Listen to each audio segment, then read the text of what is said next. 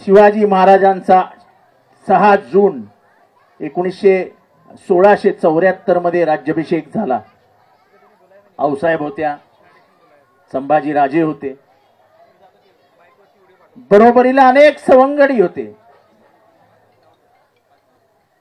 पण या राज्याला नख लावण्याचं काम खंडोजी खोपडेंनी केलं। या राज्याला नख लावण्याचं काम कृष्णाजी भास्कर कुलकर्ण्यांनी केलं। ज्या कृष्णा भास्कर कुलकर्ण्याने महाराजांवर वार केला, अफजल खानाला साथ दिली, त्या कृष्णा भास्कर कुलकर्ण्याचं मुंडकं उडवण्याचं काम देखील महाराजांनीच केलं।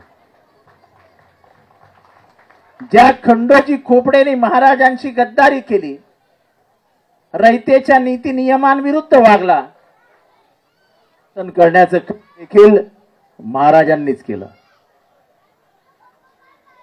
रयतेच्या राज्यामध्ये शेतकऱ्यांवरती, महिलांवरती, भगिनींवरती कुठलाही अन्याय सहन केला जाणार नाही, असं हे रयतेचं राज्य होतं।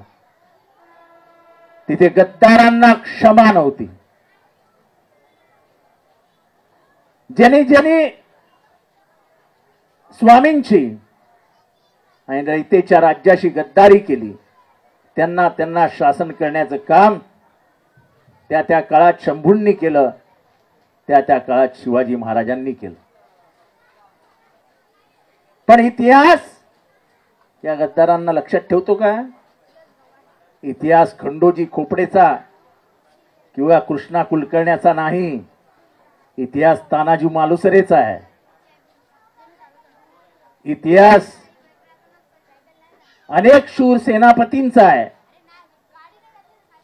जे म्हणजे आपण म्हणतो ना, हुता जीवा म्हणून वाचला शिवा, जीवाजी महालेंचा आहे। हा इतिहास अनेक वीर सेनापतींचा आहे। त्याच्यात हंबीरराव मोहिते, संभाजी राजेंना कैद करायला निघालेल्या स्वराज्याच्या गद्दारांना पकडून देणारे हेच हंबीरराव मोहिते। ते आपण त्यांचे वारस आहोत। गद्दारांना या मातीत चिचल्याशिवाय हा महाराष्ट्र कधी शांत बसलेला नाही। आणि बघा ना कसं असतं, नेमकं या कुठलं नगर आहे, ओळख पण बघा ना, शिवाजी नगरामध्येच हा झेंडा लागतोय आणि इथेच गद्दारांना आपण काढणार आहोत।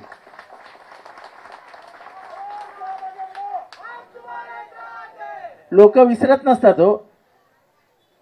आणि दिन पण किती चांगला निवडलाय हो, राज्याभिषेक। मी परवा एका इंग्रजी लेखकाचं पुस्तक वाचत होतं। लेखकाचं नाव स्टीवन गॉर्डन। तो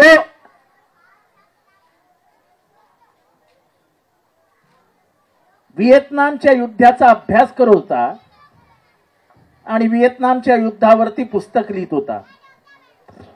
आज व्हिएतनामचं युद्ध संपून 50 वर्ष झाली आहेत।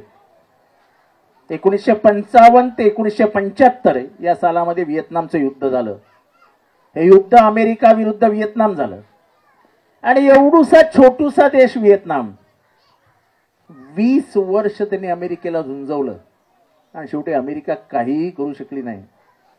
तो इतिहास जेव्हा व्हिएतनामचा चालत होता, तेव्हा व्हिएतनामच्या नागरिकांच्या तोंडातनं काय आलं माहिती आहे? त्यांचा सेनापती, त्यांचा मार्गदर्शक होता हो ची मी। व्हिएतनामचा नेता होता हो ची मी।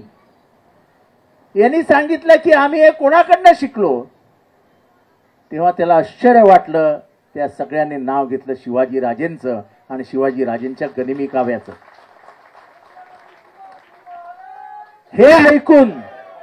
हे ऐकून स्टीवन गॉर्डन हा महाराष्ट्राच्या मुलखात आला आणि 10 वर्ष अभ्यास करून त्यांनी मराठी साम्राज्याचा, मराठ्यांचा, शिवाजी महाराजांचा इतिहास लिहिला। ही शिवाजी महाराजांची ओळख आहे। म्हणजे एवढा छोटूसा देश व्हिएतनाम यांनी महाराजांचा आदर्श डोळ्यासमोर ठेवून अमेरिकेला झुंजवलं, ही आमच्या महाराजांची ख्याती आहे। आणि तीच ख्याती घेऊन आपल्याला जगायचंय. ताठ मानेने समोरचा शत्रू कितीही मोठा असो, आपल्या तत्वाशी तडजोड नाही, आपल्या तत्वाशी तडजोड नाही. आम्ही विकासासाठी गेलो तर गद्दारी करून गेलात ना. हा तुमच्या पायाखालचा विकास तुमच्या बापाने केला होता काय? हा तुमच्या पायाखाली इथे येणारे सिमेंट कॉन्क्रीटचे रस्ते हे तुमच्या बापाने आणले होते काय?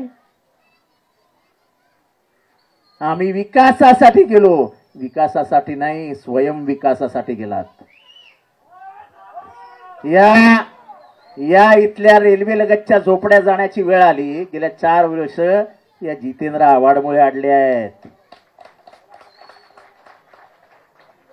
शांतीनगर, भोलानगर या झोपड्या कोणामुळे अडल्या आहेत? सगळे प्रयत्न करून रेल्वेचे. शेवटी रेल्वेच्या अधिकाऱ्यांनी मुख्यमंत्र्यांना सांगितलं, जोपर्यंत तुम्ही जितेंद्र आव्हाडांशी बोलत नाही तोपर्यंत रेल्वेचा प्रकल्प होऊ शकत नाही. आणि माझं म्हणणं सरळ आहे, मी एकालाही विस्थापित होऊ देणार नाही. आम्हाला इथेच करू द्या, तरच आमची माणसं हलतील, नाही तर आमची माणसं हलणार नाही. आता काय तर म्हणाले एसआरए करू. एसआरए कोण करणार? तर दादा आणि भाई.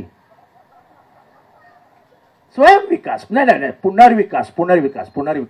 विकास.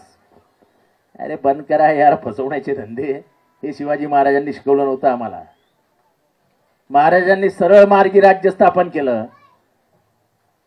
महाराजांनी रयतेला बरोबर घेतलं.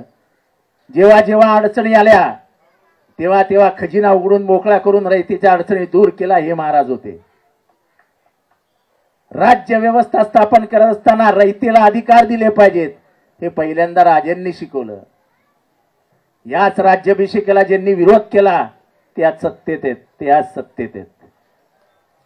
या राज्याभिषेकाला विरोध झाला होता, याची आठवण आहे तुम्हाला? महाराजांचा राज्याभिषेक होऊ शकत नाही, आम्ही महाराजांना महाराज मानत नाही, असं या महाराष्ट्रात मानले गेले होतं. हे असं असताना बहुजनांचा राजा म्हणून शिवाजी महाराज पुढे आले.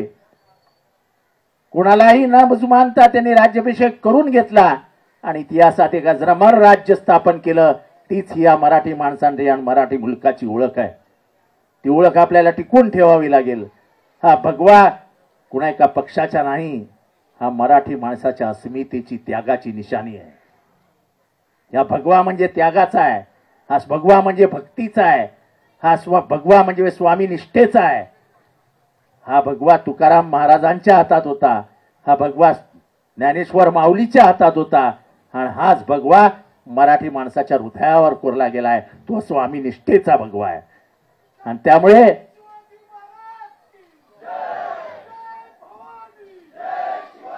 त्यामुळे आजच्या राज्याभिषेकाच्या तुम्हाला सर्वांना शुभेच्छा देतो. मराठी माणसाची, मराठी मुलकाची ओळख म्हणजेच तुमचे माझे महाराज आहेत. त्या महाराजांना मानाचा मुजरा करतो आणि इथल्या समस्त सगळ्यांना परत एकदा राज्याभिषेकाच्या खास शुभेच्छा देतो, रजा घेतो. जय हिंद, जय महाराष्ट्र.